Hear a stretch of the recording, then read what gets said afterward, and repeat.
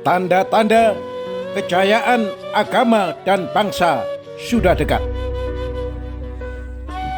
Adalah Brigjen TNI Junior Timular, sang pendobrak rakyat kecil miskin, dan Irjen Pol Bonaparte Napoleon, sang pembela agama Islam. Di samping masih banyak para pahlawan-pahlawan pejuang revolusioner di negeri tercinta ini. Saudara, di dada seorang pejuang revolusioner tak akan pandang pangkat, jabatan, kedudukan, profesi, asal, agama, kelompok, maupun sedang di mana berada.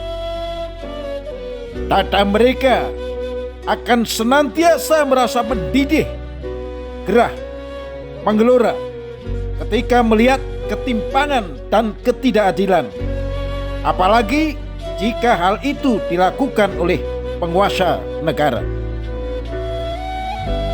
Saudara, pemerintah atau penguasa negara seharusnya melindungi, mengayomi, menyelamatkan, dan mengajak bersama-sama rakyat untuk memajukan dan mensejahterakan bangsa dan negara, bukan menciptakan kegaduhan, kekacauan, kebohongan, ketidakadilan, dan kesewenang-wenangan terhadap rakyatnya.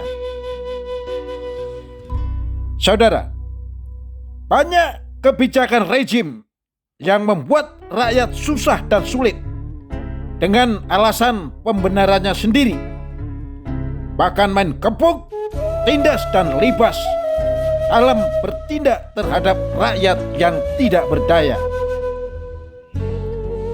Ari Tahiru, 67 tahun, rakyat kecil, miskin, dan buta di wilayah Sulawesi Utara adalah sekelumit contoh. Ketika dipanggil dan ditahan oleh kepolisian saat berupaya mempertahankan seenggok tanahnya yang diserobot PT Citraland Internasional di Perumahan Citraland. Saudara, ini bisa dipahami jika polisi beralasan dalam proses hukum harus ditahan. Tapi kenapa tidak dipertimbangkan kondisi sang rakyat yang lemah dan buta? Atau mungkin ingin cari sensasi, setor muka ke bos PT Citraland. Dan menjadi luar biasa ketika sang Babinsa atau Bintara Pembina Desa berupaya membela rakyat kecil dan miskin, dipanggil dan didatangi satuan brimob bersenjata. Saudara, ini benar-benar salah sesalah-salahnya dan bodoh sebodoh-bodohnya aparat kepolisian. Di militer, apa yang dilakukan dan tidak dilakukan seorang prajurit bawahan menjadi tanggung jawab atasannya.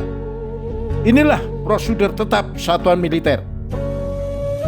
Jika di kepolisian berlaku sama, maka seluruh pejabat atasan, mulai komandan langsung satuan brimob hingga Kapolda Sulut, harus dicopot. Kenapa? Karena mereka harus ikut bertanggung jawab terhadap tindakan yang salah ini. Kita tidak boleh berasumsi, berpersepsi, berprediksi, dan berpikir yang faktanya tidak ada korban dan tidak terjadi apa-apa.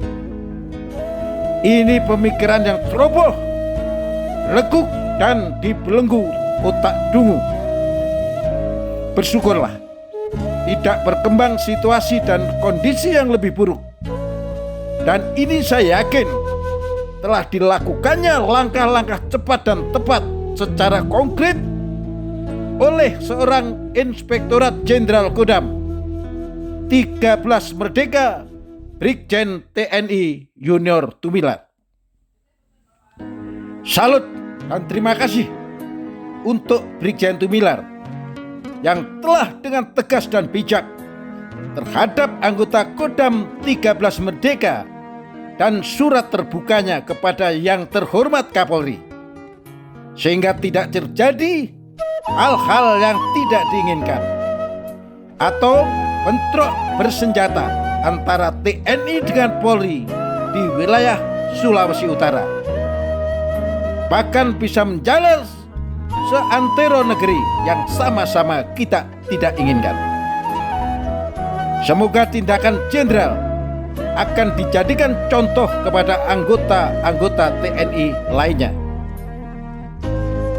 Juga simpati dan hormat saya kepada Irjen Pol Napoleon yang sedang berada di tahanan, namun masih terbesit pemikiran luhur dan mulia, yang tidak tega melihat, mendengar, dan merasakan pedih dan prihatinnya agama Islam dihina, Al-Quran dilecehkan, dan junjungan Nabi besar Muhammad SAW direndahkan.